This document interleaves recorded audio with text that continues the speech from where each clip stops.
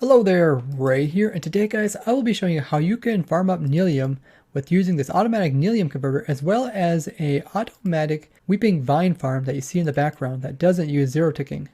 And don't forget to hit the subscribe button as well as the bell so you get notified of when I release new videos. And badges appear beside your guys' comments if you guys are subscribed, as well as a different badge for people that often get their comments hearted. But it seems that only I can see this if I click on comments in Minecraft Studios. So maybe they'll introduce this to the main YouTube platform, which would be really cool to have badges for those who subscribed as well as other things. And if you'd like to see more simple machines and farms, I have entire playlists which are dedicated to that sort of stuff. Let's start with the Nylium converter. So there's two different types of Nylium. There is the Crimson Nylium as well as Warped Nylium. And typically you can find these in the Crimson Forest as well as the Warped Forest inside of the Nether Dimension. One of the ProtoTech members, Manrock, showed me that it's possible to actually convert a netherrock block over into a Nylium block by using bone meal. If we place some Nylium right here and we bone meal this block here, you can see it now converted over into a warped Nylium. I messed around this with our snapshot server and you can actually convert either type.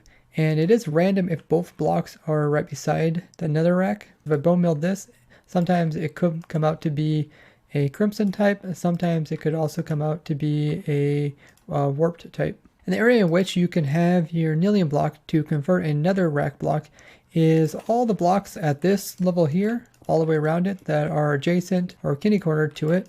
So if any of these blocks are Nylium, it will work.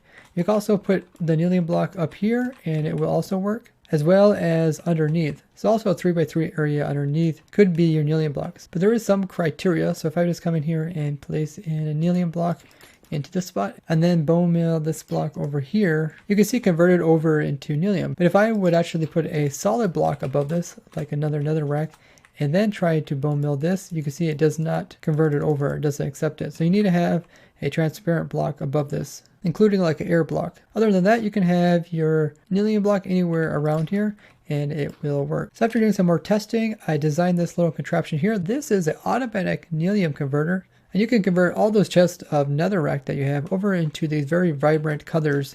And they look really good. Plus you can also stack them up and they're not like grass. They won't lose their colored tops. So you could make patterns using this as well. So in the device, we kind of have our seed Nylium. This is the type that you want to convert over to. So you can have like the crimson or the warp, depending on which type you want to convert. Now the bone milling process is done by an automatic machine. So in here we have a dispenser, which will dispense the bone meal instead of the player doing it. And for the dispenser to dispense bone meal onto the netherrack, it has to be directly in front of it. So here we got a dispenser with some bone meal and some plain netherrack in the front. And if we power this, you see nothing happens because we need to have our seed Nylium beside it. Now if we do it, you can see it converts it over. So by doing this, we can automate the process so the player doesn't have to bone meal it. So right inside of here, we got that dispenser pointing upwards.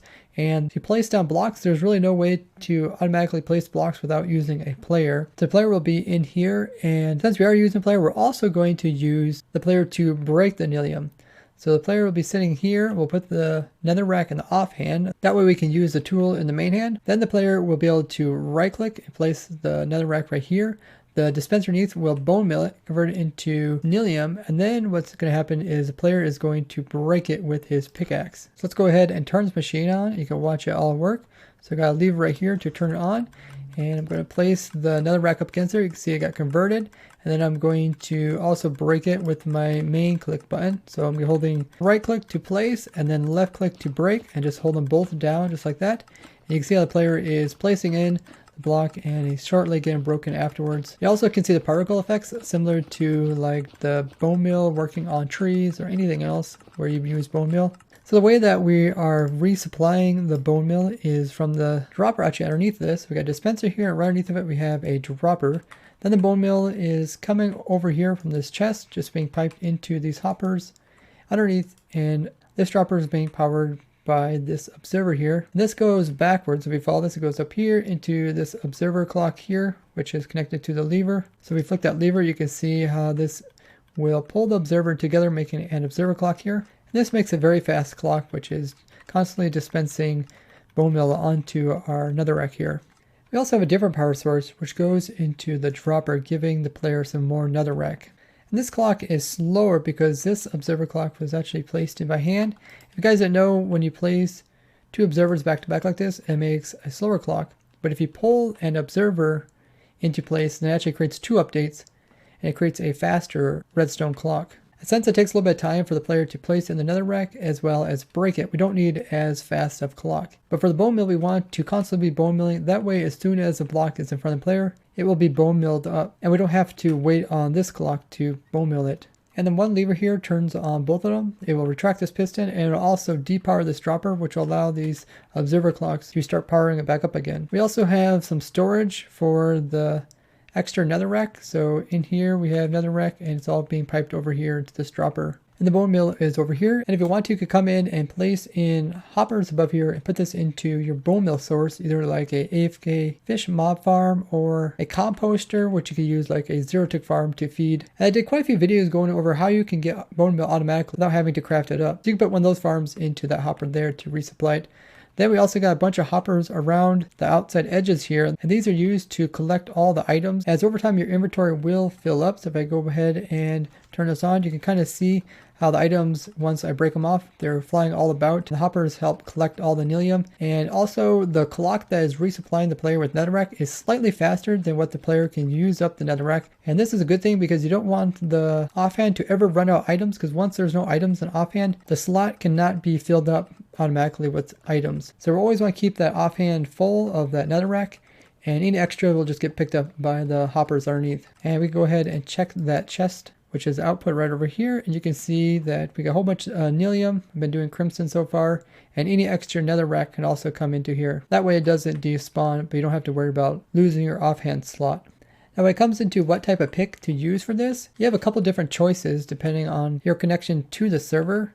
So here I'll turn it on again, and you guys can kind of see what happens with different speeds. So currently I'm using an efficiency 2 pickaxe, which is the new netherite one. You can also use diamond, but the netherite has more durability and slightly faster. It is possible for you to go all the way up to efficiency 4 on netherite and have a pretty consistent speed at breaking and placing. You can see how fast it is. But there is a chance that you will end up breaking everything and not having your player reset the right click button, and then you start to try to break this gate. So if you guys don't know, when your player is holding right click and left click, the game's like kind of checking every so often, saying, hey, can I use the right click button now? Is it empty? And if so, it will. And then it'll be checking the left click, like, hey, can I actually break a block here? And they say, oh yeah, I can. But if it happens to be in this case where it's empty like this, and it checks to see if it can break a block, and there is a block that can break, then it's going to start to break this instead of place it. So if you find yourself trying to break this back here, you want to move downwards in efficiency into a slower pickaxe. So you can move to like efficiency 3, or you can move down to efficiency 2, which is really reliable. But if you're on a server, you might want to go with a slower speed. And I'm also holding shift, that way I can right click up against this gate here. And if you guys didn't know, there's actually a controls in accessibility settings to hold down your sneak key. You can change it from having to hold the key to toggling it, meaning every time you tap the key, it will switch states. So now it's in the state of sneaking all the time. If I tap it again, it allows you to stand back up. So you can have your shift always held down like that. So we can turn it on, have the shift held down, and then I can hold on right click plus left click, and that's just less keys to hold down. And then you can also do the F3 plus T trick, which if you guys didn't know, you press F3 plus T, and then you release the buttons on your mouse, and now your guy will automatically have those buttons held down, even though you're not pressing them on your mouse. So now I'm actually not holding down any buttons on my keyboard or mouse, and my guy's automatically doing this by himself. And that way you can automate it even more. So you can fill up your chest with netherrack, and then you can like AFK overnight or a couple hours, come back, and it'll all be converted over into Nylium. And then to stop the right clicking, you just press them again, and then you can toggle off your shift, and just like that, you stop the farm. Now the reason why we have gates here is because if you place in a block right here, it won't connect to any of the blocks around it. And this is kind of useful because put it in a block and then you break it and place another one, the item that was inside this one kind of gets pushed out.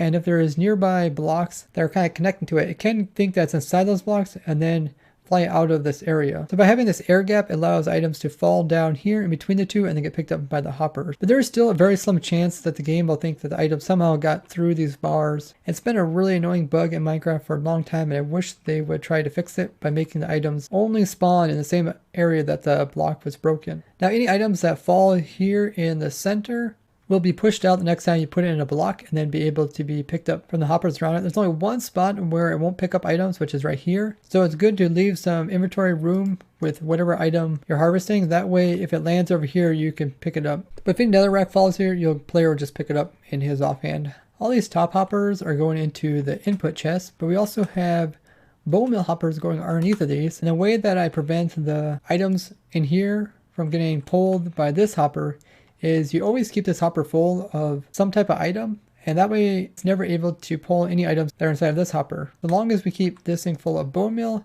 we won't have to worry about it pulling any items out. That's a cool trick you can use to kind of compact your hopper lines. Now if you wanted to, you could come in and place in another dispenser, so that way there is always a dispenser bone milling it. If you guys don't know, dispensers kind of have to take a break. So for them to work, they have to be off and then back on again. So the time that they're off, they're not working. So you could have another dispenser which is on when this one's off. That means the dispenser would have to be in this wall here, which could cause items to glitch out. And the size of this whole entire converter is pretty small, and you're able to pick up all the items and have extra storage to put in more items automatically. The next machine we're going to look at is the automatic weeping vine farm using flying machines. So here you can see it working. It's actually going back and forth. And if you guys haven't seen earlier, I did a video showing how you can actually make a 0-tick weeping vine farm, which is extremely fast. In case you want to go with the more natural growth of the weeping vines, then this is your farm that you want to build up. It consists of a large amount of the weeping vines placed onto a full cube surface from underneath. And then every so often, the vines will automatically grow downwards. And then we have a system which is on a clock to turn this fly machine on, which will go back and forth, and then it will sit over here and wait for a certain amount of time before going off and harvesting again. The cool thing about these vines is they actually have predetermined growth stages, so they're very similar to kelp, where if you look at them with F3, this tip here has an age, which you can see in the F3 screen right here. And that number determines how long it can actually grow before it will stop. So one with the age of 2 is going to be able to grow quite far. So the lower the number, the longer it can grow. If I increase the random tick speed, which is used to grow stuff like crops and vines, you can see this thing will actually start to grow. So it went from age 0 to 1, now it's down to age 3, and it's going to keep doing that all the way until it gets to age 25, and that's the max it can grow. So they're a bit unlike normal vines, which just keep on growing. These things actually have a limited growth. It's kind of predetermined by the first piece which is put down. And that's why they don't all end up at the same length. Otherwise, if you've been in your nether for a long time, all the weeping vines that you grow, they're all going to end up looking like a big, huge square, or they're all going to like just completely take over the entire place. So this vine here is at age 25. So that is as long as it will get. It won't be able to grow any longer than that. If you're doing decoration, you can always come in and manually place in more vines. And every time you place in a new one, it's going to reset the age. So this is now age 0, and it can continue growing past this now. So now it can actually grow a bit further, but it won't be able to grow past this water here. And if you come in with our fly machines and we break the vines, let me start this back up again. We can see that the age are going to get reset. Also, there's a ton of particles if you let them get really tall like that. So if you don't want to get legged out by that, you can always look the opposite direction. And now that we went ahead and broke these vines, it kind of resets them. Now their age kind of gets reset to a random value. So this one here is like 9. This one's 16. Now when it grows, you can see it is going down. 11, you can see how each one is kind of a little bit different after they got broken. So they're not going to like keep their age. So it doesn't really matter how you put them in. They're always going to start out with the lowest age if you put them in as a player. The fly machine itself is just one engine. You can see that we got 2 pistons here. They're also hooked to 2 honey blocks, and we got 2 observers on top. This is the basic engine, and we hook on some extra extensions which go out the maximum 12 blocks. That way we can break as much as possible. And that looks so amazing as it just breaks all those vines. I do have the tick speed still going really fast, so you can kind of see how it works. And the fly machine can fly both directions, so go down as well as back.